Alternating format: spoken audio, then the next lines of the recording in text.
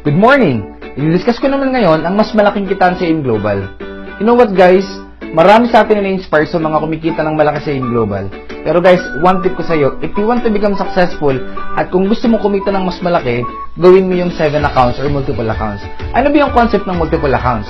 Para ka mag-branch out, in which magpapadami ka ng franchise mo. Bakit maganda yon? Mas malaki ang pwede mong kitain. Now, the good news is, pwede kang bumili ng maraming account, in fact, maximum of 7 accounts under your single name. Ngayon, magkano yung 7 accounts sa AIM Global? Each package is worth 12,980 pesos times 7. Ang total investment sa 7 accounts is 90,860 pesos. Now, the good news is, meron siyang babalik sa inyo products. In fact, sobrang sulit ng babalik. You know what guys? Yung 90,860 pesos, malaki po yan. Again, kung gastos. Pero kung ipang-ninegosyo mo, traditional business, napakaliit na po niyan.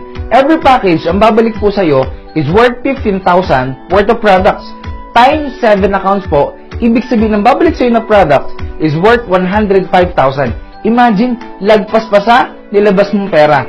Tapos, ang maganda dyan, meron pa siyang worth of cash. Ibig sabihin, outright income. Wala ka pang ginagawa. Doing natin, may income ka kagad. Magkano po yan? 16,000. Therefore, 105,000 worth of products plus 16,000 worth of cash. Therefore, ang total return of investment mo is 121,000 pesos. The good news is, pati benefits, times 7 din. Tama po, times 7 din. Ibig sabihin, pati scholarship certificates mo, times 7. Ang maganda niyan, 7 bata na agad or 7 tao na agad ang matutulungan mo sa ating transferable scholarship program. Guys, ang good news, yung 7 accounts mo o yung 90,860 pesos mo na investment, pwede siyang kumita ng 1.5 million pesos in just short period of time. Pero bago kayo paliwanag, explain ko muna kung paano nakuha yung 16,000. Paano nga ba? Example, naka 7 accounts ka. Ikaw to, U1, U2, U3, U4, U5, U6, U7. Ikaw, yung first account mo, U1 invited U2, 1,000. Invited U3, another 1,000. Nag-pair, that's 2,000. Total up, 4,000 pesos. The good news is, U2 invited U4, invited U5, that's 1,000, 1,000, nag-pair, 2,000. Another 4,000. U3 invited U6 and U7, 1,000, 1,000, 2,000, total of 4,000.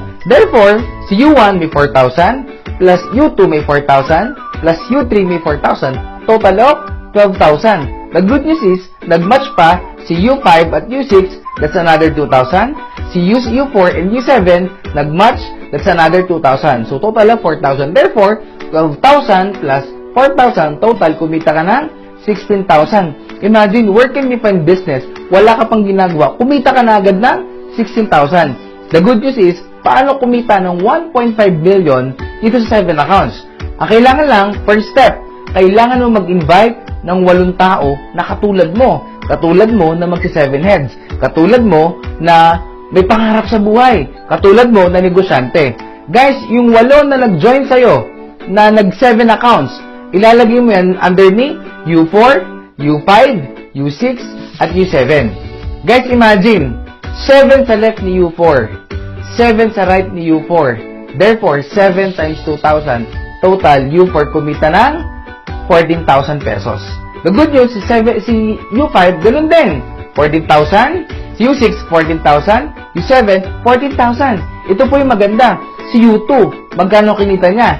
Ibig sabihin, si U2, meron siyang 14 sa left, 14 sa right, 14 times 2,000. U2, kumita ng 28,000. Same thing with U3.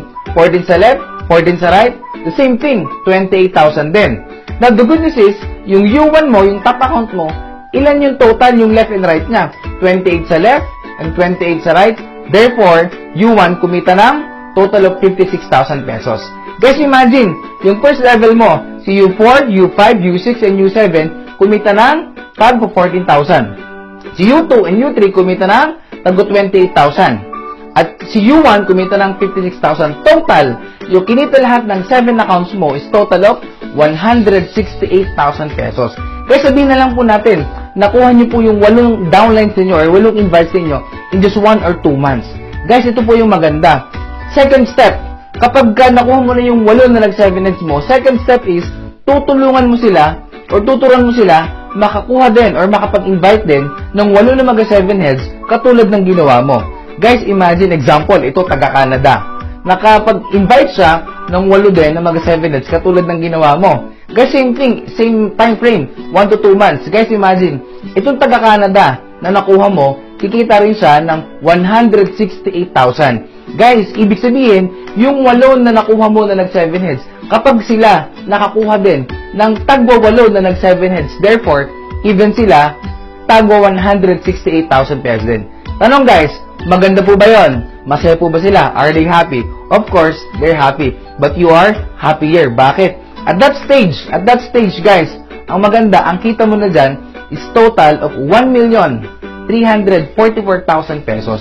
Guys, kung itutotal natin yung kinita mo, total of 1,344,000 plus 168,000 plus 16,000 total, kumita ka ng 1,528,000 pesos. Guys, imagine, sa investment mo na 90,860 pesos, kumita ka ng 1,528,000 pesos in just short period of time. Saan ka makakita ng negosyo na ang lit-lit lang ng kapital pero pwede kang kumita ng napakalaki? Kaya guys, kung seryosohin mo lang din ang AIM Global, huwag kang papayag na isang account lang yung bilhin mo. Go for 7 accounts. Guys, alam mo, nakakakuha ka ng mga 7 heads sa downline kung ikaw mismo naka 7 heads. Guys, God bless all. My name is Jobs Ramirez.